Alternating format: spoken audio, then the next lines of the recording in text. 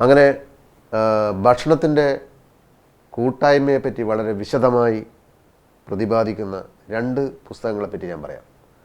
Doctor Herbert ഷെൽട്ടൻ്റെ food combining made easy എന്ന് പറയുന്നതും മെർലിൻ ഡയമണ്ടിൻ്റെ ഫിറ്റ് ഫോർ ലൈഫ്, ഈ 2 പുസ്തകങ്ങളും ഈ സ്റ്റാർച്ച്, പ്രോട്ടീൻ, ഈ ഭക്ഷണങ്ങളുണ്ടല്ലോ അതിൻ്റെയൊക്കെ കോമ്പിനേഷൻ ഏതിൻ്റെ കൂടെ കഴിക്കാം എന്നൊക്കെ വളരെ വിശദമായി പ്രതിപാദിക്കുന്ന പുസ്തകമാണ്. അത് കൂടുതൽ ഇതിനെപ്പറ്റി അറിയാൻ ആഗ്രഹിക്കുന്നവർക്ക് അങ്ങേയറ്റം പ്രയോജനം ചെയ്യുന്നതും പ്രചോദനം തരുന്നതും ആയിരിക്കും എന്നുള്ളതിന് യാതൊരു സംശയവുമില്ല.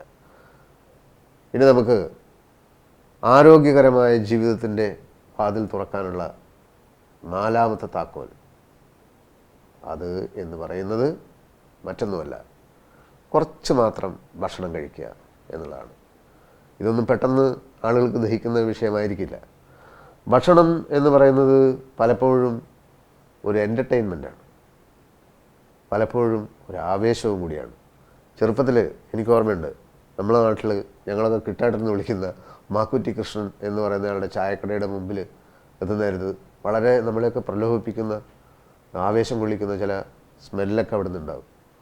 എന്നുവെച്ചാൽ അദ്ദേഹത്തിൻ്റെ ഭക്ഷണ പദാർത്ഥങ്ങളുടെയൊക്കെ സ്മെല്ല് 1 കിലോമീറ്റർ ദൂരെ വരെ നമുക്കറിയാൻ പറ്റും. രാവിലെ ആണെങ്കിൽ പുട്ടും കടലയും, ആ കടലയ്ക്ക് ഇങ്ങനെ വറുത്തിടുമല്ലോ, അതിൻ്റെ സ്മെല്ല് നമ്മളെ ഇങ്ങനെ ആ കടയിലേക്ക് ഓടിച്ചെല്ലാൻ പ്രേരിപ്പിക്കുന്നതായിരിക്കും. വൈകുന്നേരത്താണെങ്കിൽ പിന്നെ പക്കവടയും പിന്നെ അതേപോലെ അങ്ങനെ പല സാധനങ്ങളും.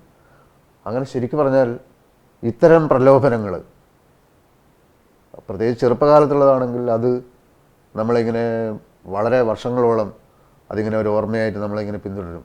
പല സ്ഥലത്തും ചെന്നിട്ട് നമ്മളിപ്പോൾ കടല, ആ കടലയുടെ ഓർമ്മയിൽ പല സ്ഥലത്തും ആ കടല എന്നൊക്കെ പറഞ്ഞ് നമ്മൾ ആഗ്രഹിച്ച് ചെല്ലുമ്പോൾ ആ കടല ആയിരിക്കില്ല. ലോകത്തിൻ്റെ പല കോണുകളിലും ആ കടലയുടെ രുചി കിട്ടുന്ന കടല കിട്ടാൻ വേണ്ടി പലപ്പോഴും ശ്രമിച്ചിട്ട് സാധിച്ചിട്ടില്ല. അപ്പോൾ അങ്ങനെ വരുമ്പോൾ ഞാൻ പറഞ്ഞത് എന്താണെന്ന് വെച്ചാൽ അത് ശരിക്കും പറഞ്ഞാൽ ഒരു ഓർമ്മയാണ്, അത് പലപ്പോഴും ഒരു പ്രലോഭനമാണ്. ഈ ഭക്ഷണം കഴിക്കുക എന്ന് പറയുന്നത്, നമ്മൾ ആഗ്രഹിക്കുന്ന ഭക്ഷണം കഴിക്കുക എന്ന് പറയുന്നത് അതൊരു എൻ്റർടൈൻമെൻറ്റാണ്. പക്ഷേ ആ എൻ്റർടൈൻമെൻറ്റ് എന്ന് പറയുന്ന സംഗതി ഒരിക്കലും നമ്മളെ തന്നെ കൊല്ലുന്ന അവസ്ഥയ്ക്ക് ഇടയാവരുതല്ലോ. അപ്പോൾ ഏറ്റവും പ്രധാനപ്പെട്ട കാര്യം എന്ന് പറയുന്നത് ഈ പറഞ്ഞ സാധനങ്ങളൊക്കെ ആവാം, പക്ഷേ കുറച്ച് മാത്രം കഴിക്കുക, അതുതന്നെ ജലാംശമുള്ള ഭക്ഷണമാണ് നമ്മൾ കഴിക്കുന്നത് എന്ന് നമ്മൾ ഉറപ്പ് വരുത്തുക. അതാണ് ഏറ്റവും പ്രധാനപ്പെട്ട കാര്യം.